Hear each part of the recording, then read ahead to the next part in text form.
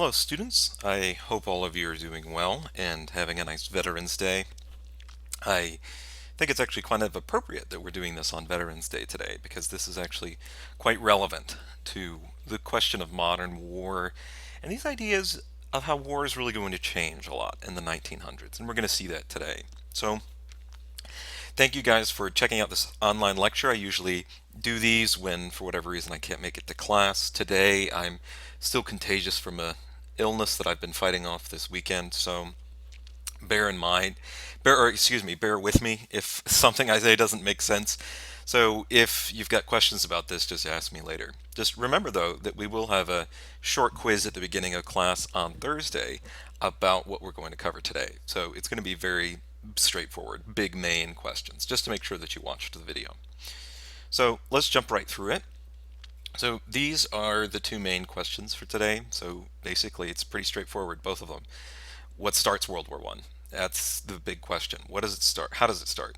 And I'm looking here not for just short-term reasons, but also long-term. What are the long-term things that lead to World War One? What are the patterns that emerge, and why do they emerge? So, for specific examples, good to go there.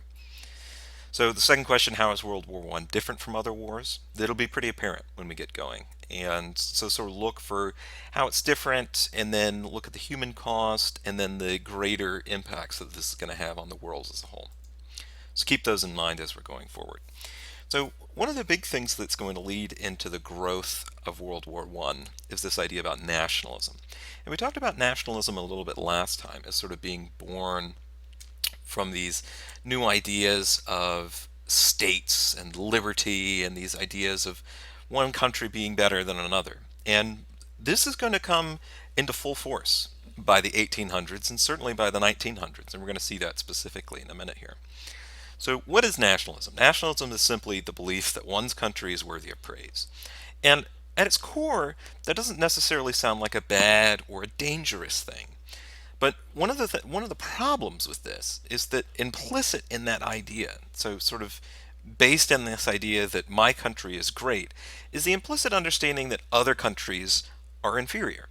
Because in order for my country to be the best, that means that somebody has to be the worst.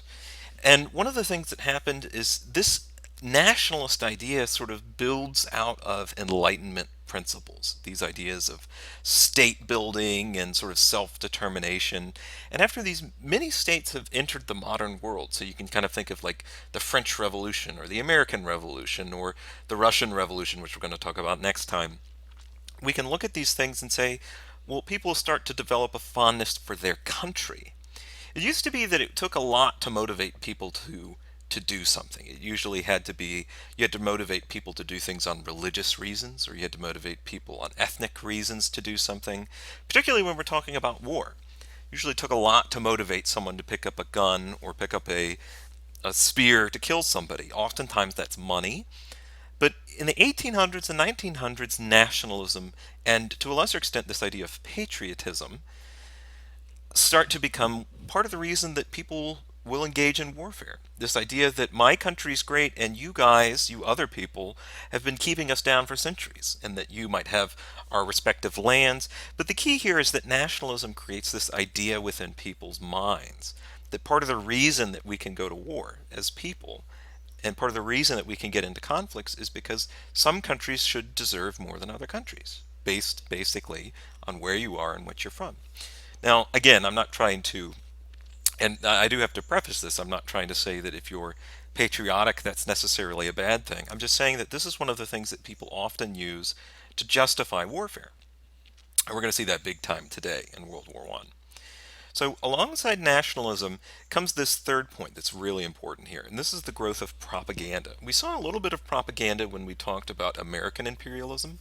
If you remember, we talked about these ideas of yellow journalism and sort of creating this idea that the enemy is doing these terrible things and we need to stop, and they're doing these awful atrocities. Well, one of the things that's interesting is in the 1900s we actually see the growth of state-sponsored propaganda. So here's an example of sort of Russian nationalist propaganda. You can see the symbol of Russia. You can see them holding the crown and the scepter, and they've got the symbols of their industrial military might. And propaganda is going to be really important to our story. Propaganda and this idea of nationalism go hand in hand, because one of the ways you build nationalism is you build nationalism through propaganda. You have to convince people that they're part of your ethnic homeland, their traditional country. And that's one of the ways that propaganda is so powerful. And we'll see that through the rest of this course. Propaganda becomes hugely important after the late 1800s.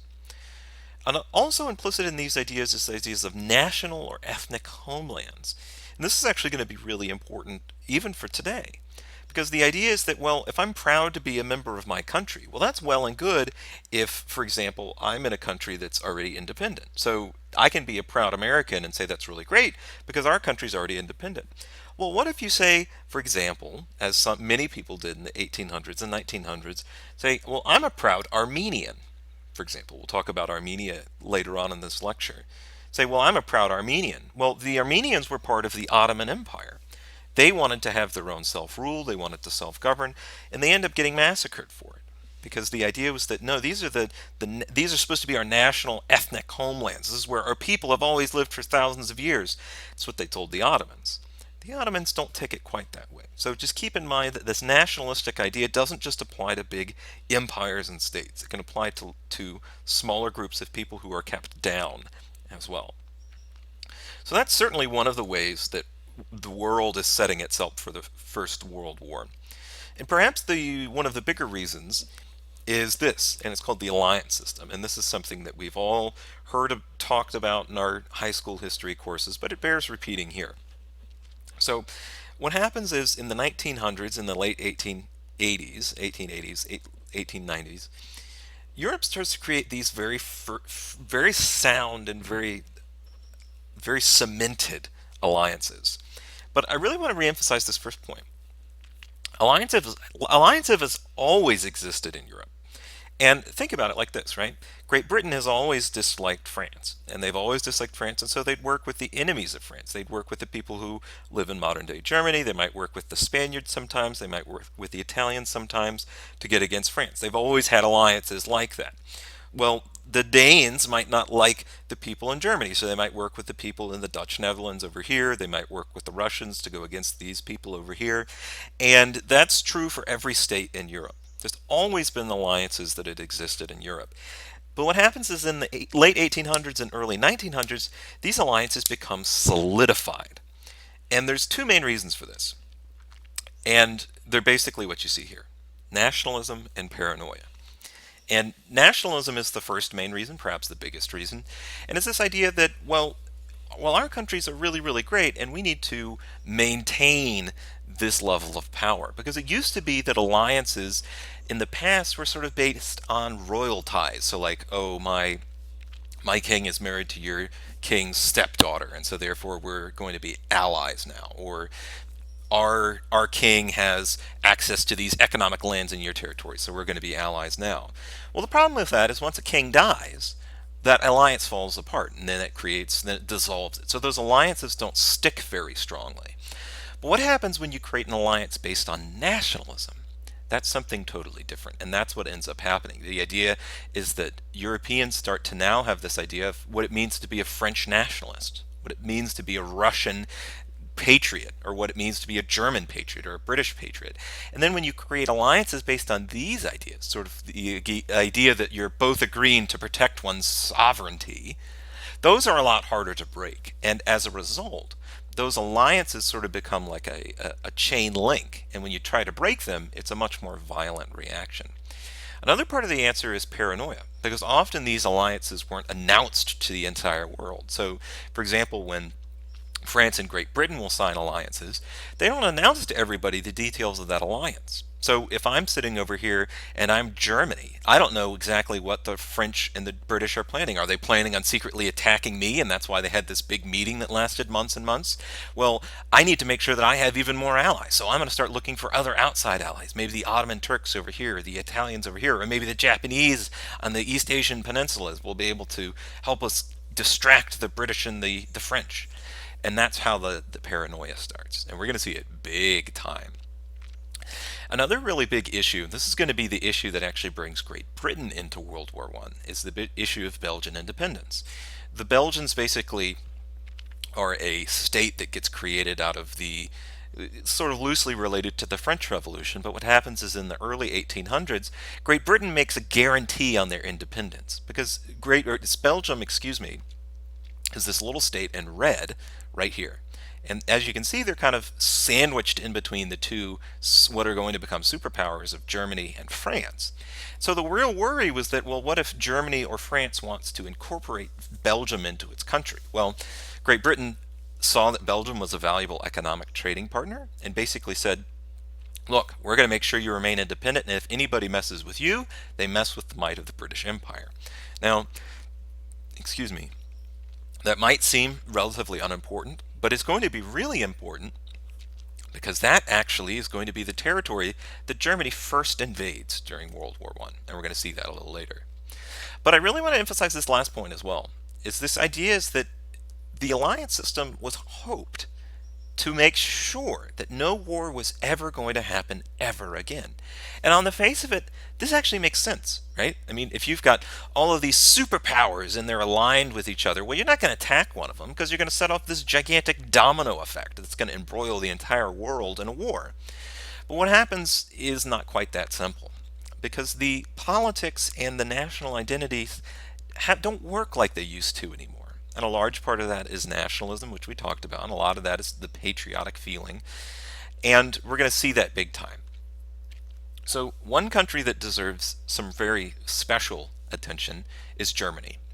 And Germany in the 1860s and the 1870s is going to create what's called the German Empire. Now, compared to some other empires that we've talked about in this class, so you can see the extent of the borders right here, it doesn't seem that impressive, right? Because, I mean, it's actually smaller than well, it doesn't encompass most of what's modern day Germany. It's not, gigantic like the Mongol Empire. It's not super impressive like the British colonial empire. But it's really important because of how they conquer the territory and what they do with it. Because Germany, if you remember way back to when we talked about the 7 Years' War, one of the things, and see, this is how it's all connected. When we talk about the 7 Years' War, one of the things that Great Britain does to win the 7 Years' War is they hire a Prussian general. Now, notice how I said Prussian, not Russian, Prussian with a P. Prussians are people who lived around here. They hired a Prussian general by the name of Frederick the Great in order to fight France and France's allies in Europe. And the reason they did this is to prevent the French from just simply crossing over the channel and attacking the British in Europe while they were fighting over in America or they were fighting over in India. So what happens is after Frederick the Great wins these battles against France, he sort of starts to pull territory away from France. He starts to take some of the territory that the French and the French allies used to control, and this is going to lay the seeds for German nationalism. And the idea is that when later later German thinkers are going to come onto the scene, they're going to say, look, our society, our country, from time immemorial has founded itself on ideas of warfare and conquest. And that's going to be a very dangerous idea because when we talked about nationalism, we often think about nationalism in, you imagine the American flag and bald eagles and all that kind of stuff. Well, in the late 1800s and early 1900s, the Germans were using nationalism as a way to justify conquest. And so what happens is the Germans sort of situated right here, they unite a bunch of states under a guy named Otto von Bismarck. But what happens is after they unite the states, they say, well, this area right here that was then part of the Austrian Empire, well, that should be the sovereign territory of Germans. Germans have lived here for time immemorial, and in fact, there's more Germans living here than there are Austrians, so therefore it should be part of our empire. Well, obviously the Austrians don't like this very much, and they end up fighting, or the people over here might fight with them, or people up closer to Russia might fight with them. And so that's exactly how this process worked, is Germany starts to incorporate these people because of this idea of national unification, this idea that Germany needs to reunify its homeland. And that's an important word, homeland, the idea of a German homeland. And depending on who you ask, this either is or is definitely not German homeland. The important part's not whether or not it really is German homeland. It's the fact that they use it as a justification for conquering much of this territory. Well, what do they do with that territory when they get it? Well, the Germans are unique in European history because what they do is they take industrial revolution ideas and they run with it big time. They do not just half-ass industrialism. And remember, we talked about industrialism. We talked about how it starts in Great Britain, and that's true. But see, Great Britain is also interested in what's going on in its colonies. It's interested in overseas trade. Germany's not really interested in much of that. Germany's mostly interested in land-based economy. And one of the things that I say here, it becomes an economic, military, and industrial powerhouse. Their industrial output by the turn of the 1900s, so basically the amount of stuff that comes out of their factories, was more than the combined output of all of Russia, all of France, and all of Great Britain combined. And the reason that they were able to do this is because they had this unified national idea. And so this idea was that you have this strong dictator on top, and he's the guy who's supposed to basically unify everybody behind a common goal. And that common goal was getting ahead and having better industrial production, better economic production, and better military production, all of these things. So what happens because of this? Well, one of the things that happens, and this happens actually still today, and if you don't believe me, you can look at declassified documents from the Vietnam War era or the Soviet Union era. Countries, even in times of peace, excuse me one second, even in times of peace, countries will explicitly make contingency plans for what to do in the event of a major war. America does this today. The Soviet Union did this in the 1960s and 70s. It's not unusual. Oftentimes they're not put into action. And one of those plans that the Germans develop is called the Schlieffen Plan. And this is what you're looking at right here is the Schlieffen Plan. The Schlieffen Plan basically is this. Germany recognizes when they're conquering these small little territories over here, that's not a big problem because they have an incredible amount of industrial capacity. Well, what happens if France gets really upset about what Germany's doing? What happens if the Russians get really upset about what the Germans are doing? Remember, the Americans, or excuse me, the British and French and Russians are all allied at this point. And so one of the things that Germans were really, really worried about was, well, if France attacks us and Russia attacks us, we have to fight in a two-front war. We have to fight on both sides of our country, and that would be impossible for us to do. So what we're going to do in the event of a war between these two, this was a contingency plan, right? What we're going to do in the event that something bad like this happens, we're going to attack France and try to get them immediately out of the war. We're trying to get them out as quickly as possible so that we can focus all of our attention on Russia. Well, if you look at this map in the bottom right, you can see here that what France has done is France has fortified the border. So Germany is over here and France is over here. They've fortified the border very heavily between France and Germany. And the idea was that if the Germans attack, well, we have this fortification all set up. But the thing was they didn't extend it to the coast because Belgium is right here. Well, they don't need to worry about Belgium invading, so they didn't bother setting this up with intensive fortifications. The Germans know this, and they say instead of trying to assault this and taking forever, what we need to do is we need to rush into France and then sweep from the side through Belgium and through Holland and Luxembourg and basically rip and just take Paris off immediately, and then we'll be done with France in 2 months, and then we can focus on the Russians. That's what the Schlieffen Plan says. Basically, take France out of the war by going through Belgium, Luxembourg, and Holland. Well, this is actually going to be exactly what they do in World War I, and we're going to see how it works in a little bit. But one of the things that happens is German expansion terrifies other. Hello, students. For whatever reason, I think I got cut off in the middle there. I think that was a problem on my computer's end.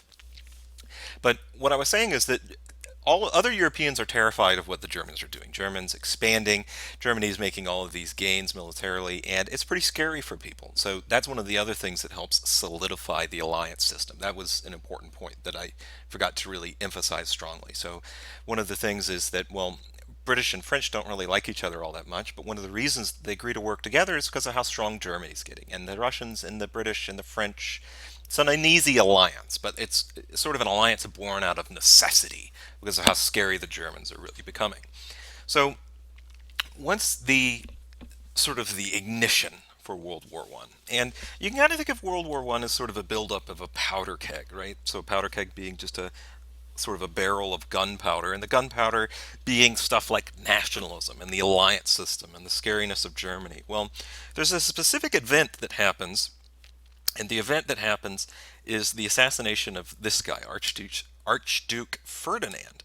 And this is going to ignite the powder keg. This is going to ruin the uneasy peace that has been created in Europe, and it's going to lead the world into a world war.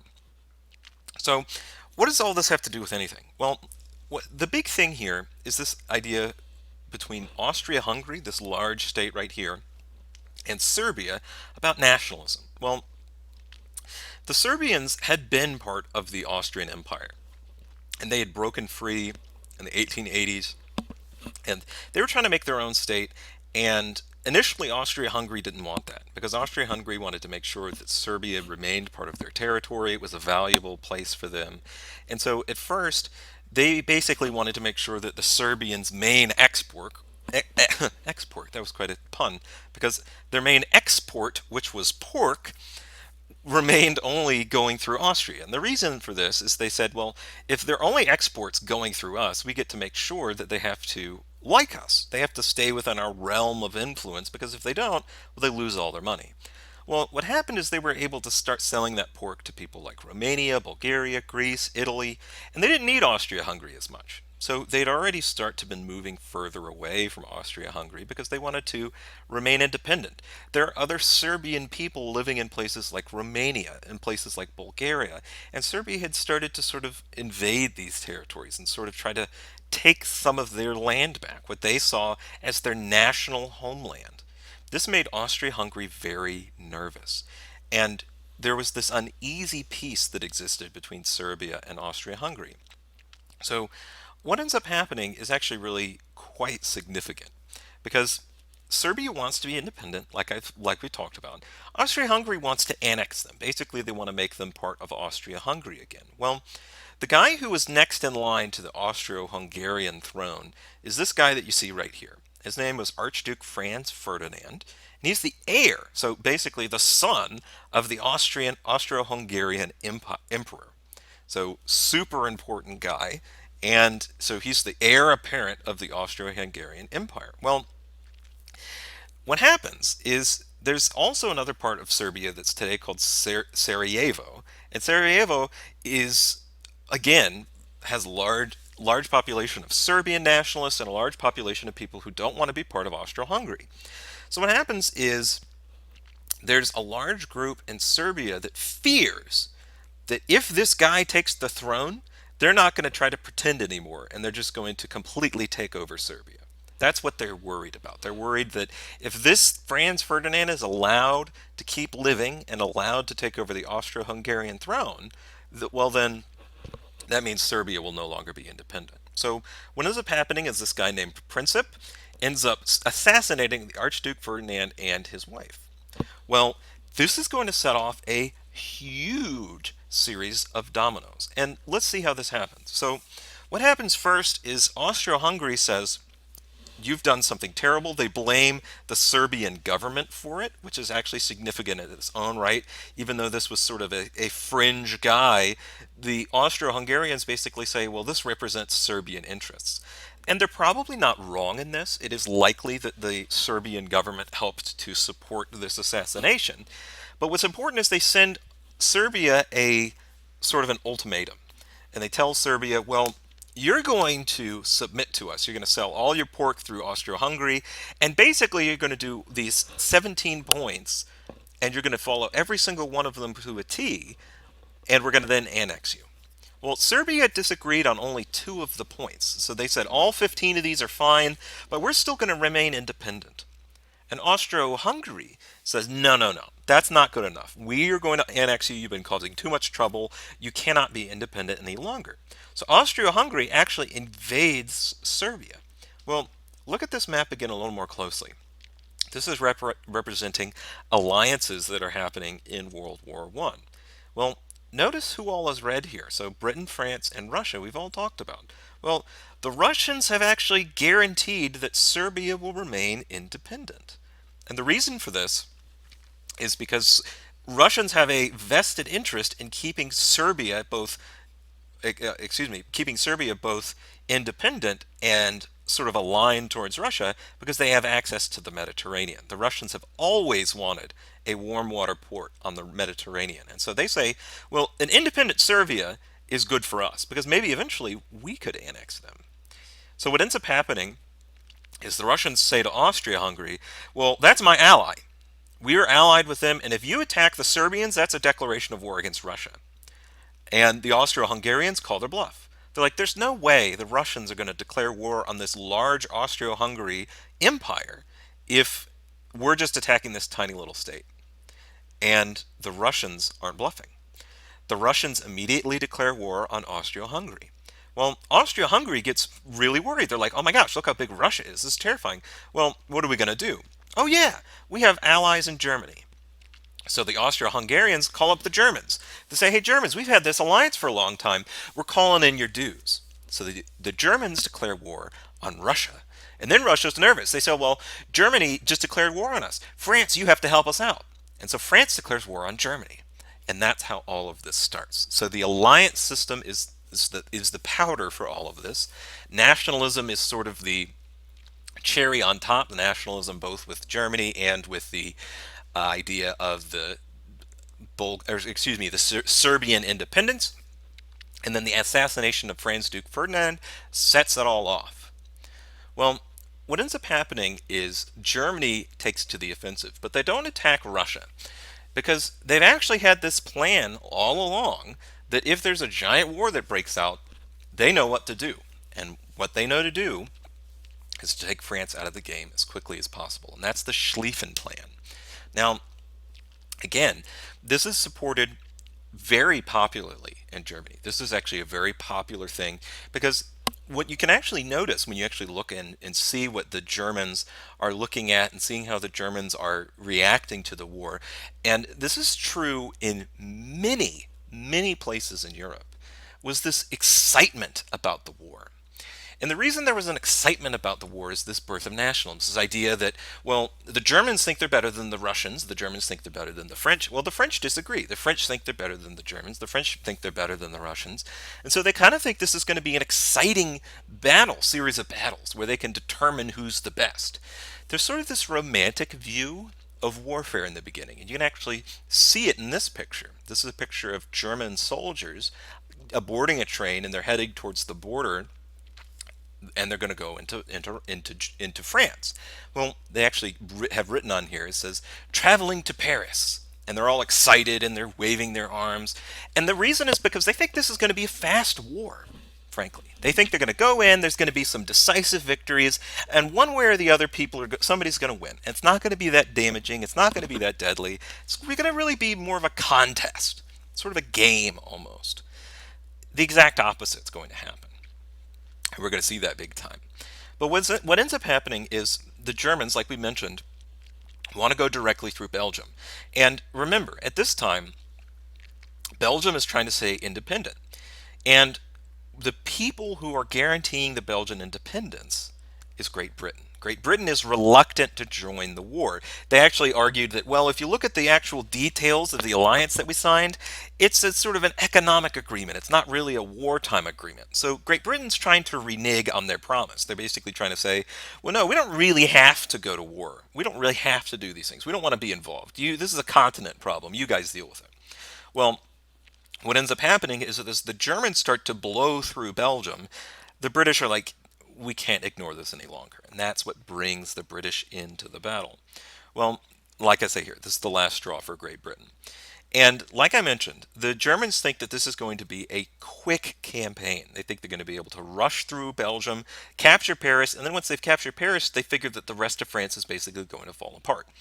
Well, that's not what happens. They get bogged down in Belgium. The Belgian people put up a very fierce resistance. They start blowing up railroads. They start blowing up train tracks. They start blowing up, what's the word I'm looking for? Bridges. I was going to say they started blowing up rivers. They didn't do that. They started blowing up bridges over rivers. They started ruining the road infrastructure in the country, and it slowed the Germans down for about a month. And that doesn't sound like a long time, but in a modern war, that's a very long time. Because the French are very quick to notice that those gigantic fortifications they set up, well, nobody's knocking on the door. Nobody's coming to those. And so what they do is they sort of reorganize organize their army so that it's pointed at the German war machine that's coming through Belgium. And so the fact that the Belgians are able to slow Germany down through sort of, honestly, guerrilla warfare is one of the main reasons that the Germans don't quickly defeat the French. Now, what happens is the Germans aren't able to quickly remove France from the war, but they also don't want to retreat because they don't. If they know if they retreat, well, then the French and the Belgians and the British are all just going to shoot at them from behind. So what happens is both sides, neither one of the sides wants to give up. Neither one of the sides wants to submit. Neither one of the sides wants to basically admit cultural defeat. It's the idea that if we lose this war, it represents these guys are better than us. So what do? They start to dig trenches. Now, this is really interesting. And part of the reason as to why they start digging these trenches, and we'll talk about that in a second, but trench warfare is horrific. There's no other way to put this. And trench warfare is actually part of the reason that people most often, if you've ever watched war movies, and there's lots of war movies, and this is actually appropriate to talk about today because of the fact that it's Veterans Day. Often when people show war films or when they're making a war movie, they focus on World War II. Oftentimes they'll also focus on stuff like the Vietnam War or even some modern stuff starting to look at the Iraq War as well. But World War II for a long time has been the popular thing for films. And the reason is because it's a fast, sort of exciting war. And now, of course, that's a gross misrepresentation because it was a horrific war as well. But trench warfare is not sexy. There's nothing glamorous about the fighting that goes on here. And that idea that modern people have noticed about World War One, the reason that there's not a lot of movies about World War One, is the same thing that people started to realize as they start to fight in these trenches. The soldiers themselves start to realize there's nothing really glamorous about this. There's nothing glorious about doing this. There's nothing heroic about fighting in a trench like this. It's just deadly. And we're going to see that big time. So trench warfare is basically where each side digs a gigantic trench and then shoots at the other guy. And these trenches aren't small. These trenches are literally hundreds of miles long. They basically, if you look at the modern day borders between Germany and France, they basically cover each of the connected territories with trenches all the way down. Huge lines of trenches. Now, trench warfare leads to horrific casualties. We're going to talk about the numbers in a little bit, but oftentimes people die in awful ways. And it's not just from bullets. Actually, many people die of diseases. Antibiotics are starting to come into the force in World War One, but even still, disease runs rampant because living conditions are horrible. Because look at this trench, right? What happens when it starts to rain? That's a big problem because these trenches basically turn into muddy quicksand graves. People can get stuck in the mud, but more importantly, you get problems like trench foot, you get things like gangrene, and we'll see all of those in just a second. But I really want to focus on why they start doing this, because this is a really important point about warfare in general in the 1900s. Because in World War One, the advantage is now with the defender for the first time. It used to be that attacking gave you the advantage, and the reason was you could catch your person sort of off guard and you can sort of catch the other guy off guard. Well, now it's totally different. And the reason for that, the main reason that the defender has an advantage, is the machine gun. And the machine gun is so important. The machine gun is the defining weapon of World War One. And the reason that the machine gun is so deadly is unless you're ready for it, and ready for it meaning like you've got stuff that can counteract it, it'll just kill an infinite number of people. And the only two things that you can really take out an entrenched machine gun position with are tanks and sophisticated airplanes. Well, you don't really have either one of those in the early stages of World War One. They eventually will start to develop these. But for most of World War One, the machine gun is a horrifically deadly disease. This is why you have to build, excuse me, this is why you have to build trenches. This is why you have to basically sit and wait for everything that's going on. And it's awful. It's just horrific to live like this. And there's this sort of area that's called no man's land. This is actually where we get the term no man's land.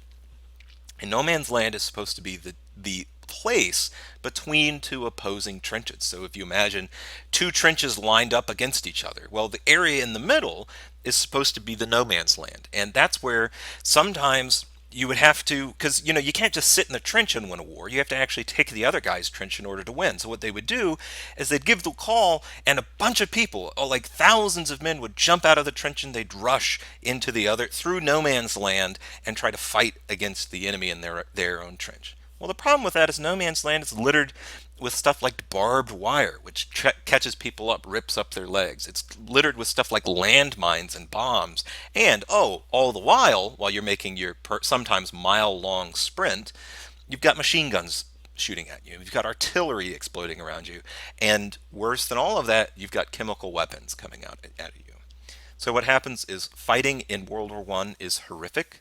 It's awful, and there's nothing glamorous about it. And it's very slow. Remember how I mentioned the Germans thought this was going to be a quick war? Quickly, people realize this is not going to be a quick war. It's not going to be a sexy war. This is not going to be something that brings glamour and prestige to people. It's a terrible war. That's why they call it the Great War. Now, the human cost of this is tremendous. And this is oftentimes called the first true total war. There have been other examples of this, but to a smaller extent. Total war doesn't mean war on everybody on the planet, although, to be fair, 50% of the world's population was involved in this, because Europeans have colonies all over the world. And so the French and the German and the British colonies all are then at war with each other. But what a total war refers to is not that. It does not refer to the fact that everyone on the planet is fighting. What it refers to is this idea that now your job is not to defeat an army in battle, but rather to defeat the enemy in general. And the important distinction between those two is you're no longer just fighting against the enemy's army, you're fighting against their people. And now there's this idea, well, if I can kill all of your civilians, then you won't have the ability to fight back. You won't have the ability to keep feeding your troops. You won't have the ability to keep going. You won't have the taxes to do it. And so what happens is in World War I, civilians are targeted. Huge amount of civilians are targeted in World War I. And it's horrific. It's frankly just horrific. And I'm not going to try and shock you into this, but just look at the numbers. 20 million people are dead. These are soldiers. These are just soldier casualties. 20 million soldiers are dead. 17 million are wounded. And when I say wounded, I don't mean they have a band-aid on a scratch. I mean like lost limbs, lost the ability to walk, lost all of their eyes, lost all of the hair off their head. I mean horrific injuries that ruin someone for the rest of their lives. 17 million of those people. The world population, this was a huge percent of the world's population at this time. This is a horrifically large problem. But also notice 10 million civilians die. Now I say 10 million of those were civilian. These are actually in addition.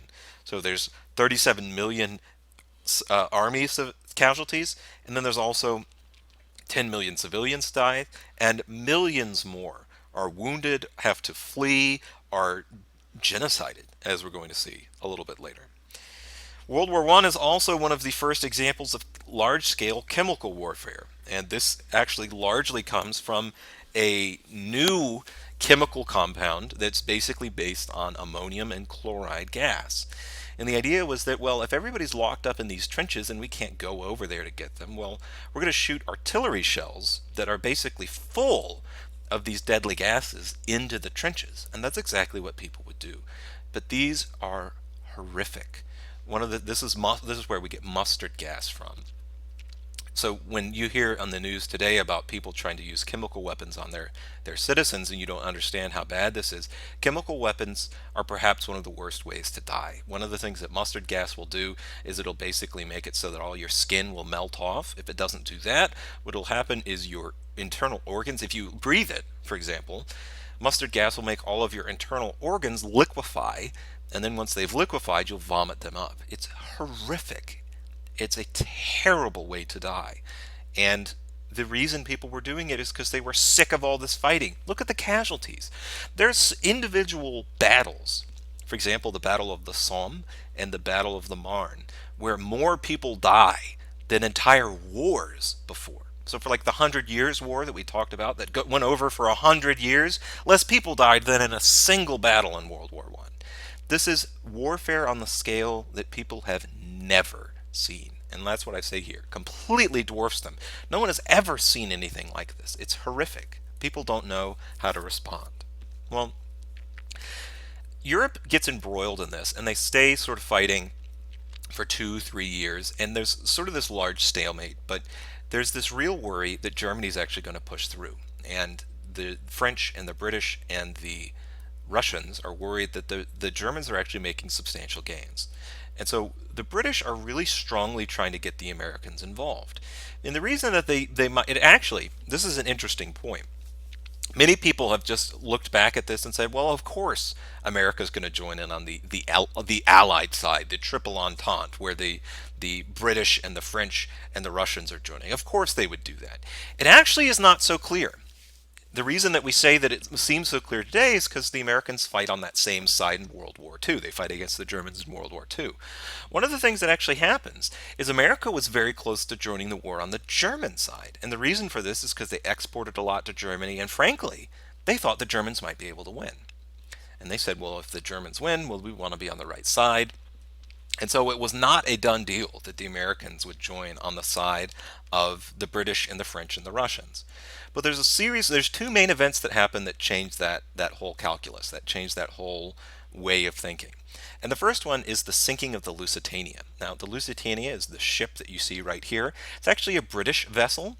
It was state of the art at the time. It had wireless telegraph communications through radio. It had this gigantic steam engine in the bottom of it.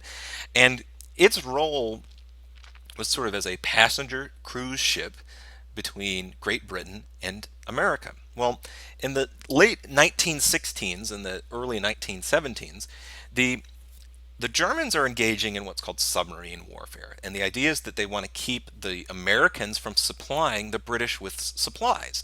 And it makes sense, right? Because America is this giant continent, really, that could supply innumerable guns and weapons and soldiers and supplies and uniforms and food. And so the Germans want to keep that from happening. So one of the things that they tell people they're going to do is they're going to start to intercept transatlantic traffic. They actually take out periodicals in newspapers in America and Great Britain that says, don't get on cruise ships, we're going to attack them. People don't listen, and they end up attacking many of these cruise ships. And one of these ships that they end up attacking is the Lusitania. Now, the Lusitania was sailing between, I believe, New York and London. And it had about 1,500 people on board. And the Germans sink it. It takes about 10 minutes for it to go to the bottom of the ocean. Well, not the bottom of the ocean, but for it to sink. Now, the Germans sink it because they say that it's transporting all of these. Basically, it's a conduit for the British war machine, and this was an act of defense in a legal warfare sense. This is a military engagement. The British and Americans say, well, no, no, no, this is a cruise ship. This is where people are living. This is where people are traveling to see their loved ones. This is an act of horrific atrocities. Well, the truth of this is actually closer to the German perspective. Yes, it was a cruise ship, and yes, it was basically transmitted as a passenger boat. But under the decks, the Americans stowed away lots and lots of guns and lots of food. And the reason was because they wanted to help the British, because they were sort of leaning on the side of helping the British at this point. And so the Germans recognize this. They say, look, you're trying to supply the British behind our backs. We're going to stop you. And what ends up happening is there's an outrage over this, because the Americans don't see it as, oh, this is an act of normal warfare between two militaries. They see this as an act of attacking civilians, because it is. Because 1,500 civilians die, and then what's really important in the American perspective, and this actually gives you a perspective on what we find important, there's 100 Americans that die.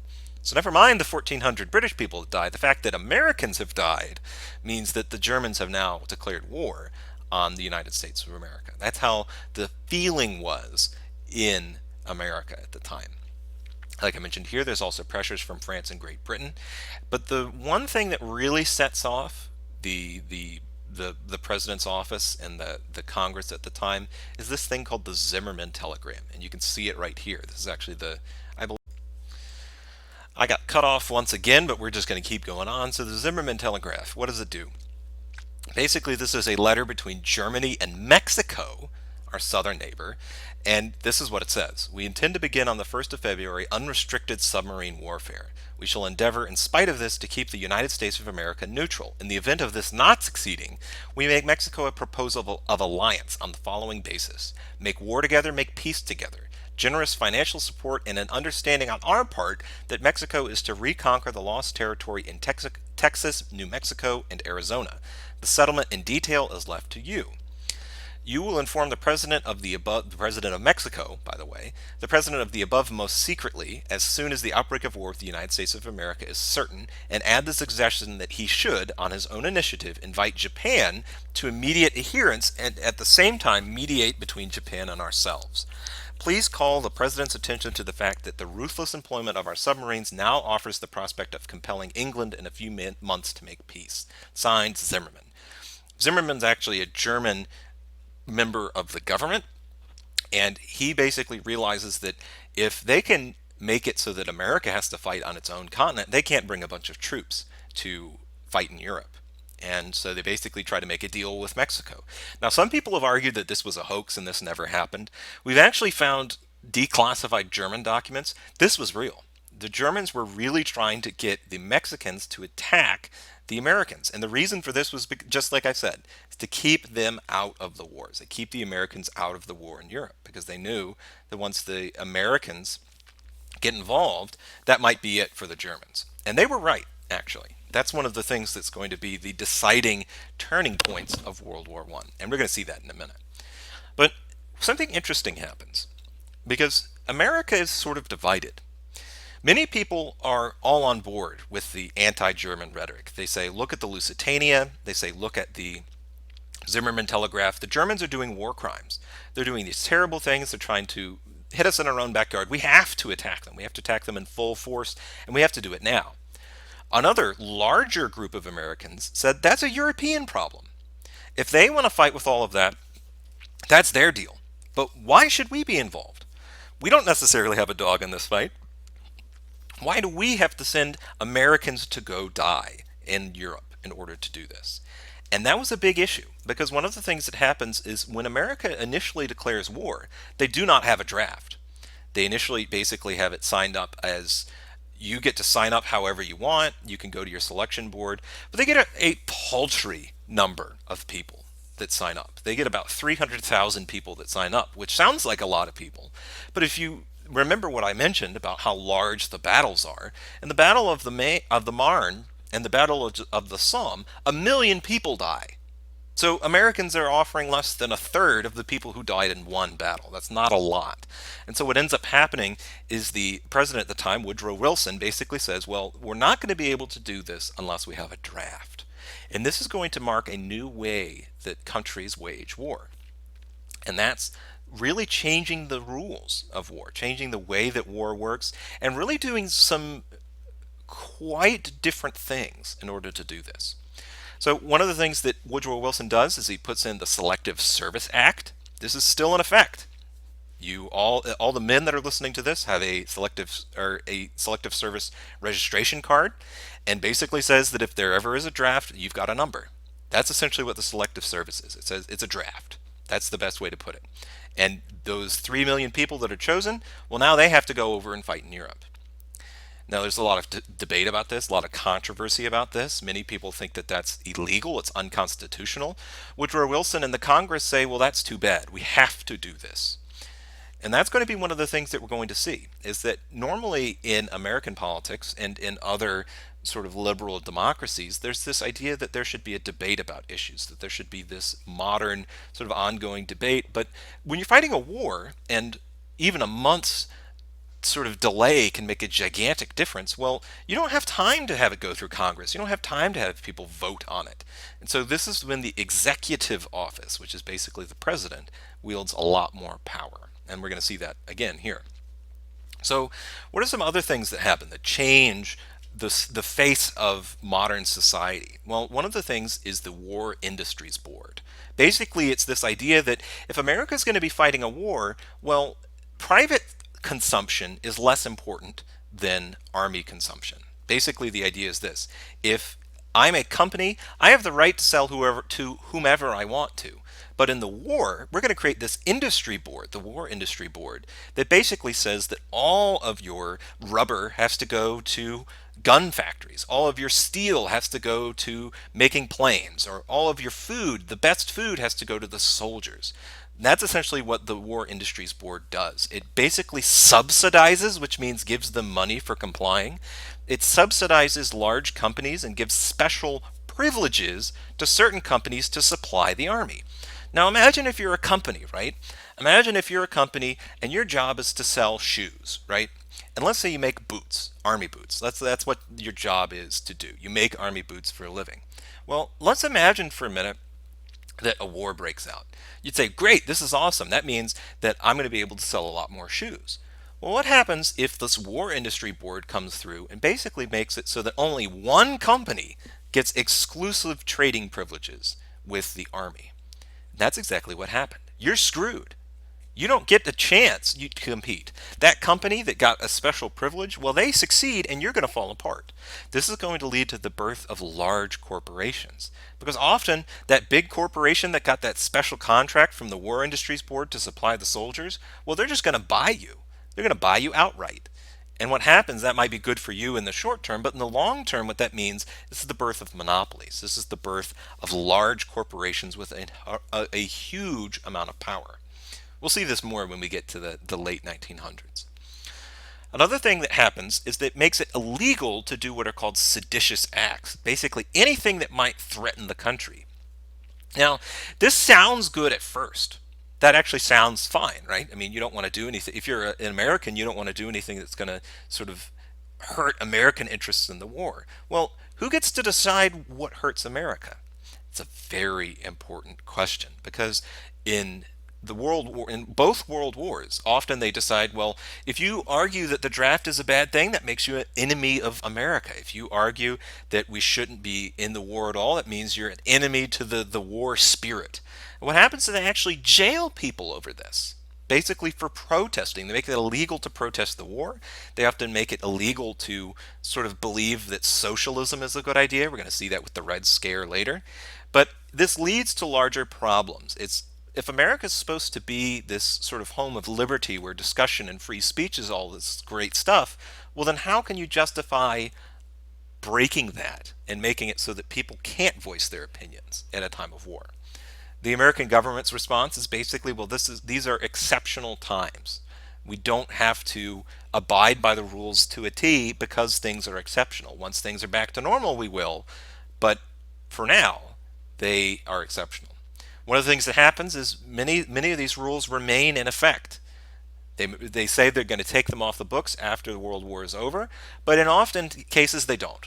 And that's going to lead to a lot of problems, particularly in the late 1900s and the early 2000s. Now, I don't want to give you the idea that this is unique to America. These ideas pop up all over the world.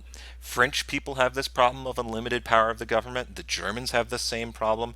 This is going to lead to a lot of problems later. Now, this is a world war, after all. And I've only been talking about Europe and America so far, and that's doing a disservice, frankly, because there's a lot of stuff that goes on in the First World War that involves a lot of other powers. And a lot of that is colonialism. That's part of the big reason. Remember, we talked the whole class. We've been talking about colonies and empires over abroad, and there's lots of fighting that goes on there. But there's a few really important things that we got to talk about because of what the impacts they're going to have, not only in the next 10 years, but on the next World War.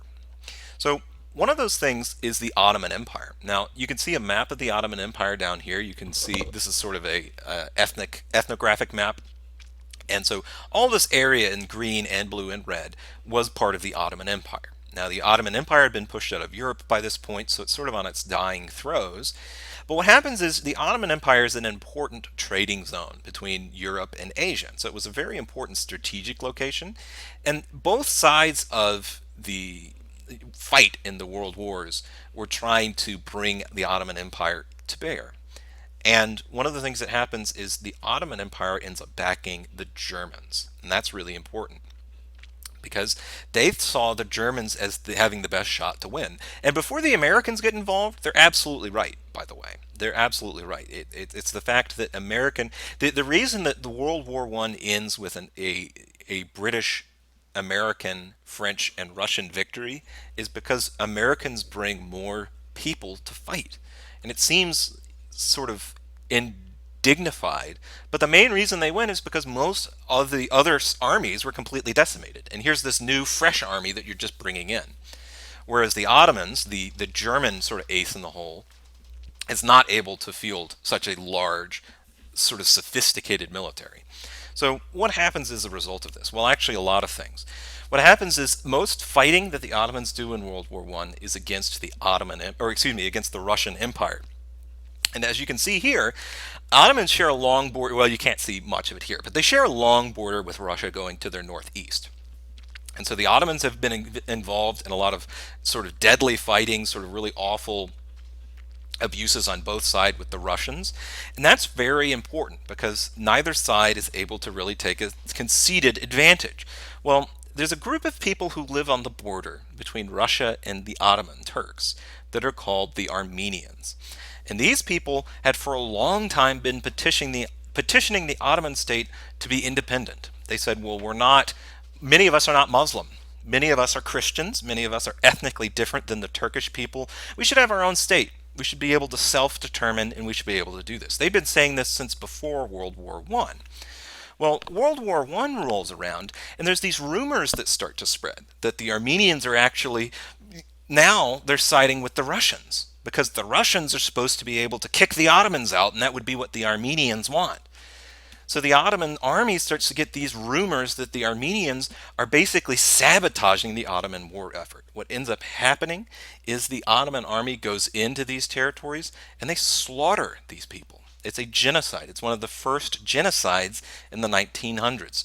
Anywhere between 1 and 1.5 million Armenians die violently in this period because they're Armenian and because they're worried that these people are going to be sharing secrets with the enemy. They just murder them. It's a genocide. So that's not the only thing that happens. The Japanese get involved in World War One. We're going to talk about Japan a lot more 30 years from now when we start talking about World War Two. But one of the things that happens is there's lots of colonies in the Pacific Ocean that were owned by Great Britain or France or Germany or in some cases Russia. And what happens is as they're fighting in Europe, they don't have the manpower, they don't have the resources, they don't have the time to go all the way over on the other side of the planet and deal with their little tiny colonies. So what Japan knows is these colonies are ripe for the picking. And Japan starts to conquer these territories, they start to pick up a lot more islands, and this is going to lead to Japanese imperialism in World War II. Because the Japanese are going to invade China in the 1930s as sort of the final cherry on top of their imperialism sundae. And we'll see that in a few lectures. Also, one of the things that people don't often talk about is now many colonies want their own independence. And so I'm talking about colonies of Great Britain and colonies of France or colonies of Spain. And the reason for this is actually quite simple. Well, they said, you say that you're doing these things because you have a superior culture. You say you're doing these things because British culture is the better way to do things. So you say you're doing this because Spanish culture is supposed to be amazing. Well, how amazing is your culture really if you're over there slaughtering each other by the tens of millions? And what happens is many countries start to clamor for independence. India is going to want their independence. South Africa is going to want their independence. All of these countries are going to want to remain independent from what they see as a state and a government system that doesn't work. Because look what World War I does. It's horrific. So the Great War, this is often called the Great War or the war to end all wars. World War I is supposed to be the war that stops war forever. And the reason for this is because it was so horrific. And the idea was that it was so horrific that people would never want to fight again. This is actually going to be one of the things that leads into World War II because they say, well, look at how awful World War I is. No one would want to do this again. The British Prime Minister, Neville Chamberlain, is going to make that mistake, and we're going to see that in a few lectures. But there's a few main reasons that World War I changes the world. Like we mentioned earlier, this is the First World War. That's a big deal. It's a big deal for people like you and me, because it used to be that if you weren't a soldier, your life was relatively unimpacted by war. That's not true anymore. Civilians are now considered to be casualties of war, collateral damage. This is going to be a huge deal. Because it's one thing when people who sign up for money or gold or glory and then they go and die. That's one thing when those people die, because it's a lot easier for large populations, and I'm talking about in the Middle Ages. I don't mean about anybody in the modern period. Like, if I'm a mercenary, it's one thing if I die because that's expected. But if I'm a civilian, if I'm a baker and I die in a war, that's a lot harder to stomach. And we're going to see the impacts of that in World War II, in the Vietnam War, and later on when we talk about the Iraq War as well. Also, it doesn't just it's not just military conflicts. It ends up destroying four large empires. Now, the four empires that it destroys here, you won't need to remember exactly verbatim. They're the Ottoman Empire, the Russian Empire, the German, and the Austro-Hungarian. The two important ones for our story are actually going to be the Ottoman Empire and the German Empire. To a lesser extent, we're going to talk about Russia and the Bolshevik Revolution that we're going to talk about a little bit later. But what happens is when the Ottomans break up, this is very important actually. When the Ottoman Empire breaks up, the British gain much of the territory that they used to control. When the Ottoman Empire was connected and unified, what ended up happening is they're able to keep a lot of the peace between these different groups, these different ethnicities, these different religions. But what happens is Great Britain creates what are known as mandate states. Basically, they say we're not going to colonize the remnants of the Ottoman Empire. We're not going to make true colonies. Instead, what we're going to do is we're going to give them guidance. The idea is that these people aren't fit to rule themselves. They look at these places like Iraq, like Syria, like Palestine. They say these places aren't sophisticated enough to rule themselves. We're still going to help them. We're going to send British advisors. We're going to send British think tanks. We're going to help you rule. What ends up really happening is Britain controls much of the Middle East. But think back to what we talked about with the Berlin Conference. This is very important because remember, in the Berlin Conference of 1884 to 1885, the Europeans carve up much of Africa. And the reason they do this is territorial interest. They do this for political reasons. But the important part is they don't look at ethnic boundaries. They don't look at where religious ties are. The Europeans make the same exact mistake in the Middle East. It's going to lead to the creation of states that hate each other because the British basically are interested in political concerns. The other empire that gets destroyed is the German Empire. Remember how we said that the Germans were conquering all that territory in Europe? Well, they have to lose a lot of that territory, and we're going to talk about that big time in that last bullet point here. One of the other things that happens is the United States becomes a world power. The United States was an important industrial power before this, but it's not until after World War I that they become the dominant power in the Western Hemisphere. And the reason for this is simple. Because, yes, many Americans die in World War I. I believe the number is between 1 and 2 million American soldiers die. But there's no fighting in America. There's no fighting that ruins American towns. There's no fighting that ruins American homelands. And the reason that America emerges as a world power is simply because they don't need to spend the next 30 years rebuilding, which the French do, which the Russians have to do, which to a lesser extent, the Germans are going to need to do. And that's one of the reasons that America is able to emerge as a world power. Another thing that happens is the Bolshevik Revolution. The reason for this is because stuff in Russia is going really poorly. We're going to see this big time next lecture, but things in Russia are going very bad because Russia loses most of the troops in World War I. Most of the casualties are, they're either Russian or French. And when they lose so many people, they have sort of a debate about what to do. Well, communism is going to come into Russia. And we'll see this all next time. Another thing that happens is it signals an end of European world dominance, and that's kind of what we talked about last time. Colonies aren't as easy to control when they see you murdering your citizens in the tens of millions. And one of the things that's going to happen is the colonial system that brought them so much wealth and power in the 1800s, the 1700s, the 1600s is about to all break apart. 30 years from now, India is going to be independent, South Africa is going to become independent, and that whole system that the Europeans have created throughout this course is going to fall apart. One of the things we're going to notice in the last few weeks of class is what happens when all of that's all said and done, how that all plays out after everything is finished. But one of the most immediate impacts of World War I is the treaty that ends up being signed at the end of it. And it's called the Treaty of Versailles because of where it's signed. It's signed in the city of Versailles. And this treaty is very important because one of the things that happened is they explicitly put the blame for World War I on the Germans.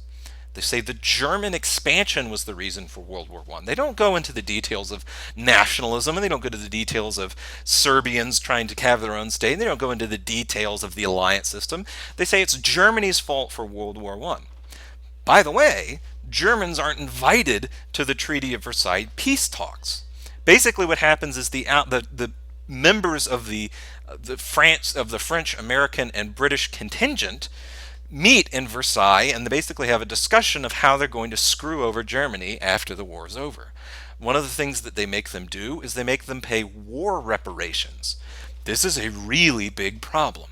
War reparations are basically, you have to pay all of the debts we incurred during the war. War reparations makes sense from a cold, calculated perspective. If I get into a war because of you, you should help me pay for it. But what happens is in reality, war reparations force a country that's just been decimated by war because they lost millions of their own soldiers. This forces them in a awful position because now not only do they have to take care of their own business, they have to start paying checks, huge checks, millions of dollars to the other allies that beat them. This is going to lead to directly World War II and the rise of Hitler. Because the German people are like, we never technically lost. And they're not wrong. The reason that World War I ends is because both sides realize that it's going to end in a American, French, British, and Russian victory because of the Americans coming in. And so Germany ends up reluctantly signing this peace deal because they don't want to fight for another 10 years. It was been horrific. But they don't actually lose many battles in their own country. Many times when people lose a war, it's because their country got invaded and it's decimated and the people don't want to quit. But Germany never lost, is how the Germans feel. That's going to be the thing that's going to lead to resentment. And the Treaty of Versailles is going to be one of the main reasons that Adolf Hitler is going to gain popular support and be elected as one of the most popular presidents and eventually one of the most popular dictators in German history. So we'll cover all that next time. But I hope this was informational for you. It wasn't too hard to stomach. But I hope you have a nice Veterans Day. And again, expect a small quiz on some of the main issues of this when we return. So other than that, have a great time.